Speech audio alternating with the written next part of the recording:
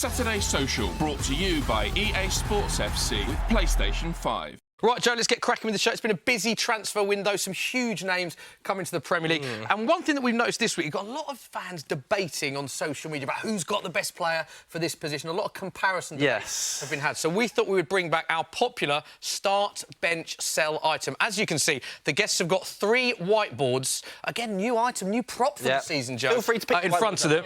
And what we're going to do, no expense spared indeed, is read out 3 players, comparable players from similar positions. Now, they might be new signings, they might be players that are already at the club. 3 big players, and the guests have to decide which player they would start, so they're number 1, which player they put on the bench, and which player they would sell.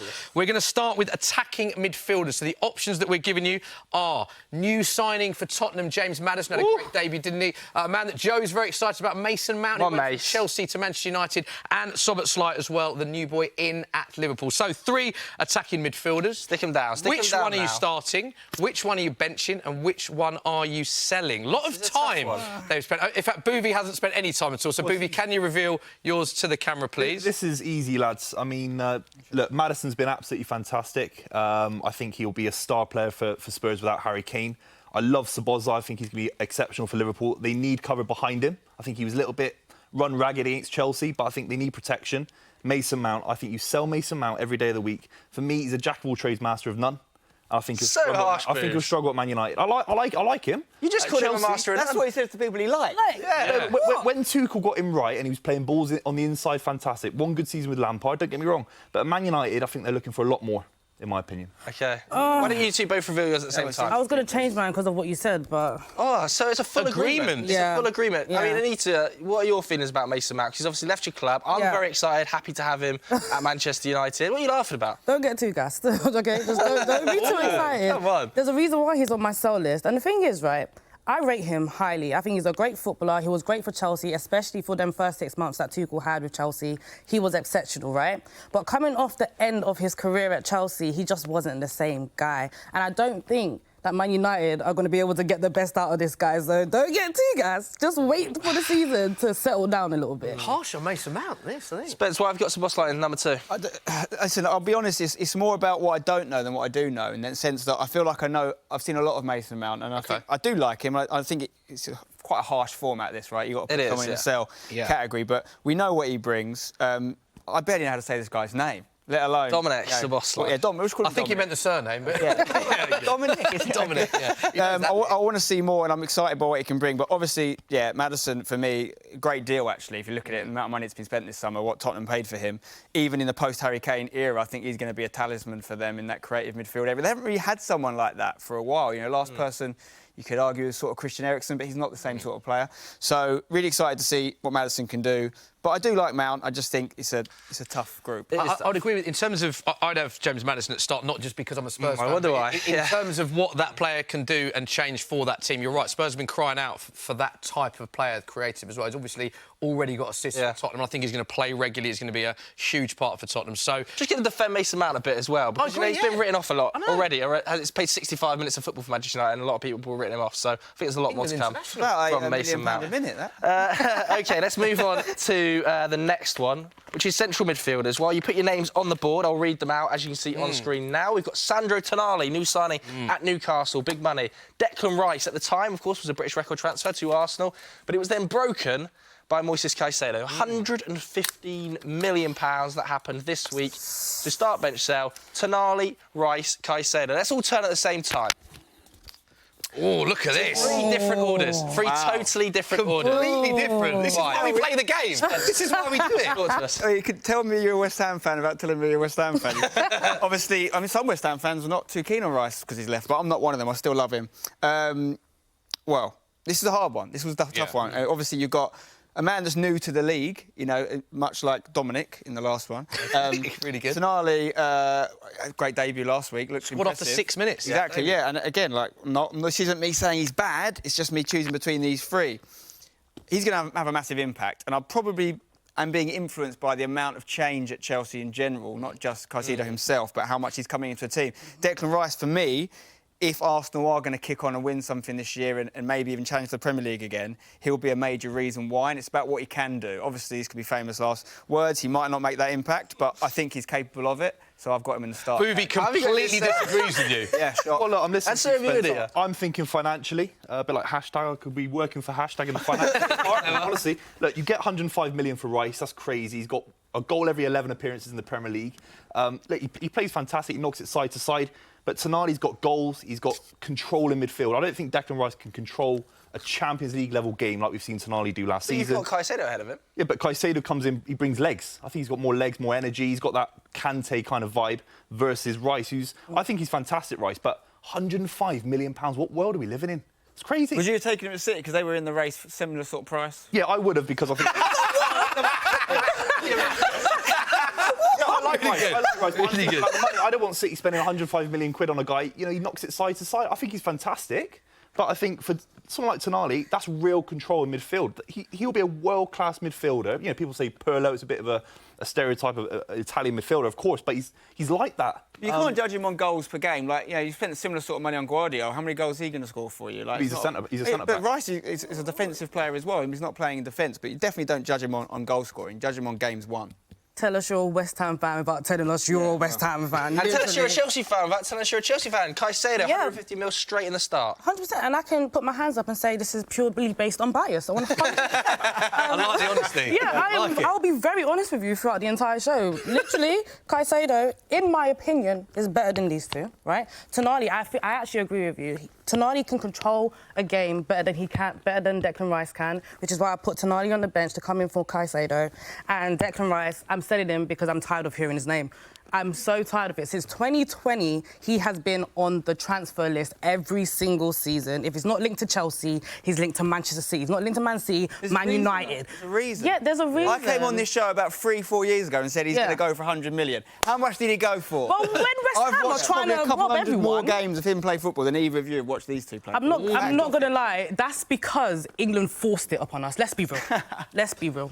He's a great player. I will never take that away from Declan Rice. He is a superb player. He's Gareth Barry 2.0. He's Gareth Barry. That is ridiculous. You need to be for real. In this market, Barry's worth about $1 billion. He is. What are you talking about? Gareth Barry kept the ball. He kept it simple, side to side. He covered people, covered left back, covered right back. That's what Declan Rice will do. It's crazy money for that. Wow, something tells me. I mean, I don't really agree on this one. I really hope the viewers at home. Get 105 million. Caicedo literally was playing right back for a little bit last year as well. Like, you know, talking about the same amount of money for a similar sort of player. Like, I think you can have the same criticism. OK, they're not going to agree on this. We're going to move on to the next one. Three prolific goal scorers at the top of their game. We are going to be talking about strikers next. The three that we're talking about, Harry Kane recently made that big money move to Bayern Munich and, of course, scored, didn't he? On his debut? Bundesliga debut last night. Erling Haaland, of course, absolute goal machine, 52 goals in 53 appearances across all competitions last season. And a World Cup winner in Kylian Mbappe, who incidentally has got 212 goals and 260 appearances for PSG. This is very hard. I'm glad I'm not doing this. Yeah, Start, bench, sell. What are we going with? Let's have a look. Horrible. Sell Mbappe. Ooh, what world are you living in? Yeah. Start Haaland, bench Kane, sell Mbappe. Why? Well, I'll start with Mbappe. Right, he's of a generation. He's one of the best players of his generation. But people are saying he's like one of the greatest ever. It's embarrassing. He could become that, though, so overrated. He could become he's a pace merchant. How is he overrated? He watched the World Cup final. He's been playing in a terrible league, right? He hasn't done it yet. He might do it. He could play for Man United tomorrow. I'm sure he could do it, or Real Madrid. But he's not actually done it yet. He's won the World Cup. These other two players have done it at the highest level, in my opinion. I know the World Cup is a big one, but apart from that, he hasn't won the Champions League. Apart from the World Cup. He's got to a Champions League final, though, and he did score an awful lot of goals in the run start. He's also scored across his career a massive amount of goals. And even the World Cup that they didn't win, he was instrumental in that. But you've got to think about we're selling him. So we're getting 200 million quid for someone who I think is overrated. I think that's fantastic. You're too financially minded here. You're building a football team. Coming from a Chelsea fan. I set myself up for that one. You are too financially minded here. You're building a football team that wants to win trophies. Yeah. You are having Haaland and Mbappe in your team, and there's no question about it. Who did you put? Harry Kane? Well, Harry Kane How comes many off the bench. trophies has he won? Yeah, but I think he will with Bayern Munich. But we're talking about now. Yeah, Harry Kane's a better footballer than Mbappe. Why does that define him as a player? I never get the trophy argument. That doesn't define him as an individual. Surely, I mean, if you're looking at Kane and Haaland, there's a lot of people who've said scoring 30 goals, to your point, for a team that finishes 8th, you could argue is harder than scoring 36 goals in the Premier League for a team that wins the treble. Yeah, which is fine. I totally get where you're coming from. And I don't even like using the trophy argument against Kane either. It's just because of this guy. It's just because of him. Great answer. Let's bring it out of him. Really good answer. I mean, for me, I think these are all fantastic players. I think Kane's unique, actually, in his attributes. These two, obviously different, but both pacier and more powerful on the Haaland's situation. But for me, I'm just looking at their ages. I'm just thinking, like, what Daniel Levy's done, getting that amount of money for a player who's at the age Kane is, with a year left on his contract, is unbelievable business. No shock. He's a great negotiator. That's a good deal for Spurs, then? Yeah, because he was going to potentially for free a year later. I mean, the big deal that Levy did there was a couple of years ago when City were coming for him, before they got Haaland, and he held on to him then. That was when he really smashed it in the Kane department. These two, I'm just thinking purely tactically. I feel like Haaland, we know what he can do. You can't ignore his goal-scoring threat of late in a league that Mbappe is currently unproven in, a slightly inferior league. It's actually been downgraded as not top 5 league anymore. Liga. It's dropped to 6th, and the Eredivisie has gone above it. With Haaland, when it doesn't work, which happens sometimes, then you bring Mbappe off the bench. It's unbelievable. Yeah. That's what I'm thinking tactically with those three. But I love them all. Yeah, that is a really tough one. Right, we're going to do one more.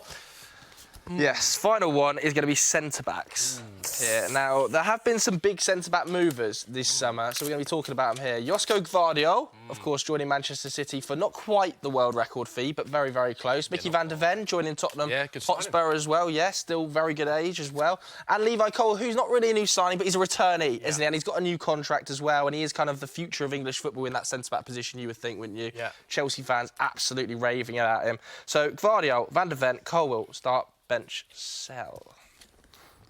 Yeah. Oh, unsurprising. Anita, talk to us about Levi.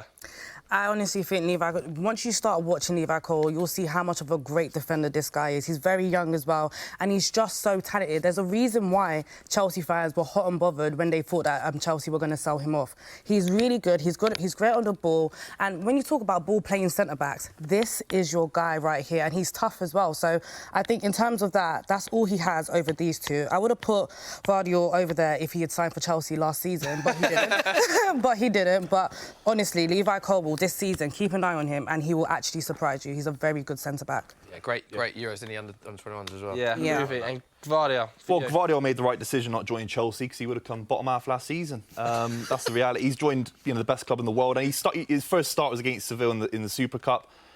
His first time sort of playing it out from the back was unbelievable. He's got the physicality. I think he'd be an absolute monster in the Premier League. But Cole's very, very close. I think he should be starting for England in the Euros. He's that already. If the Euros were tomorrow, him and John Stones in a back four. Do you know what I mean? I think he's that good. And then the Spurs lad, I don't know enough about him.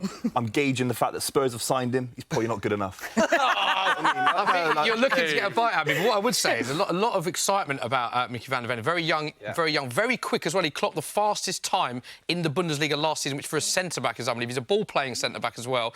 In the first game, Romero went off injured, and he had to dictate the whole back line. I'm very excited about that. I'm not saying you're wrong in what you're doing, but I think you're doing him a bit of a disservice by saying... In terms of reputation, you don't rate him. He's a good player. It's not about rating. He's coming into this setup with the least reputation. I'm excited about Van der Ven. He could be amazing. It could be a massive, coup for Spurs, and they could really improve. They needed someone in centre half, certainly. But yeah, I think we've known about these two for a little bit longer. Certainly, his World Cup was sensational. I thought. And massive. Future England player, I think you're right, Buvey. He's got to be in the mix, and there's definitely an opening at centre half, isn't there? Would you start him over Maguire? If Maguire doesn't play this year, and he's not taken the chance to come to West Ham, he's had a mare there because I think he would have been a hero at West Ham. Generally, I've always been a Maguire fan. You were very excited about that, weren't you? I feel like he's in the wrong system. He's at the wrong club. And the Man United fans are getting on his back, but you're asking, a tractor to go down the M25. Like, it's not what he does. He should be in a system that appreciates what he's so good at, which he is at England, and he would be at West Ham. But he's going to sit on the bench for United instead.